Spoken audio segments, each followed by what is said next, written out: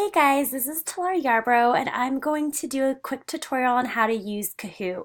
So first you have to sign up and log in, and once you've already done that, that's really easy to do, you are going to be going to the home page.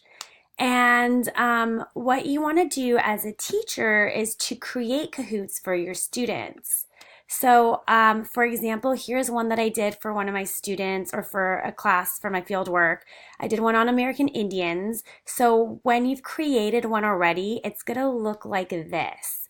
And so you could click on it, and here are all the questions that I put in, and you have the opportunity to say how many seconds it is, and then you're going to end up choosing the answers or writing in the answers, which I'll show in just a second. I just want to quickly show what it'll look like as the creators page when it's finished.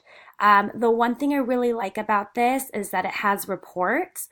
So when you click on reports, you could actually download the reports of how your students did, and it'll bring you to this Excel worksheet, and you can look at, the total, the overall performance. 41% of them got the correct answers. There's tabs, so you could do the question summaries. So it says the rank of the students, and then you could even go per question. So for the first question, all the students except for one right here got it wrong.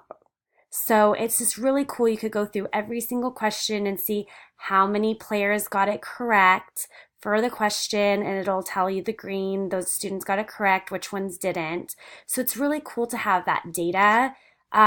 When creating a Kahoot, so you click on this button right here, create, then it'll come to this page.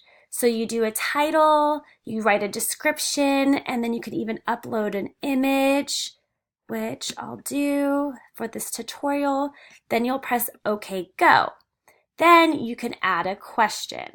So you are able to select the time limit for how long you want the students to be have to answer the question. You can write any type of question you want. This could be for math, history. Let's just say I'm just going to do a simple math equation, 2 plus 2. So that's what's going to show up for the students. Then you're going to write answers. And so there's 4 answers you could give them.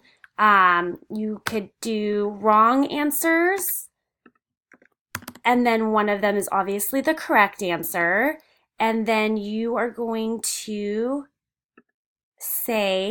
put a check mark next to the correct answer. And then you could also drag any image you want for here. You're able to award points for the students if you want to or no. And then you just press next, and you're able to add another question, and you get to do that until you are done with your Kahoot. And that's basically how you do it. And then once you're doing this with the students, there's a game pin that they could access, and then you get to start and play.